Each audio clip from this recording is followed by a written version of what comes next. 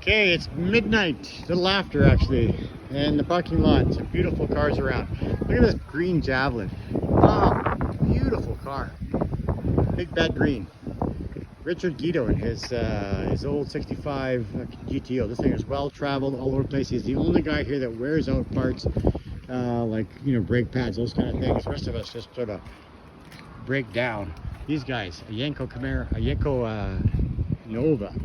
Really well done car. They're doing some routine maintenance before we get to the heat of the day. So they're doing it here at 12:20 in the morning. But there's some wisdom to that, all right. This car went to Miles of Mayhem last year, changed out the motor, which was, you know, in the middle of the race, which is, you know, disqualified it, but, you know, amazing work to get it done. And back into just finish up the event with us. Thinking of beautiful. Kudos to anybody who goes into a tight package like this for this many kilometers. That's something. Cool little metal flake paint, like it used to be done in the 60s and 50s, or 60s I suppose. So that's kind of cool. Lots of interesting things to get, you know, put together. This guy's from Montana, come to join us. There's a couple people from Montana, I've heard. And there's a modern muscle cars kind of thing that's do really well. They're made for this kind of thing, really the Cadillacs. This guy here won the whole event last year as far as the bracket class, which is heavily populated. So Norm, great guy, did a good job. This is really cool. Look at this wagon, just really neat. And instead of having all of the lights, what a great place to put your air filters for twin turbos, right? And the wagon gives you good weight transfer, right? So that's pretty cool. Studebaker. This is a beautiful car. Really beautiful. Family affair.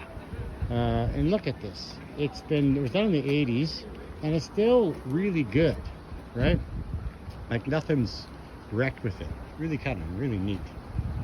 And then there's, you know, like a beautiful Nova here. Oh, this is interesting here.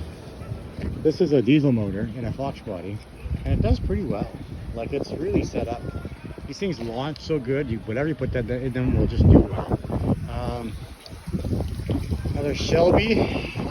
This guy won stick shift last year. This car looks kind of unassuming, but it's really a terror. There's a Hellcat motor stuffed in this old 68 Valiant. Like it's quite something, you know, different pieces of stuff to put together, different color colors and all that. But inside, SRT Hellcat motor is what's going on. Good motivation. Great people here. Met them yesterday. Really nice GTO. Really nice. And this is cool. 77 Datsun truck. Just, you know, different. Kind of cool. People are enjoying themselves here at 12:20 in the morning. And, you know, just, you know, having a good time. LS swap Jetta. I've never seen a Jetta with a V8 in it. Pretty cool. Pretty cool. And as you can see, we all three made it here on day one of Miles of Mayhem 2023. So that's pretty cool. That means, you know, typically they say if you can finish day one, you have a better chance of finishing the whole event. We had to take the hood off of ours. So we'll show you that, I guess. Worked out pretty well though, because it just cooled it down enough to make it work.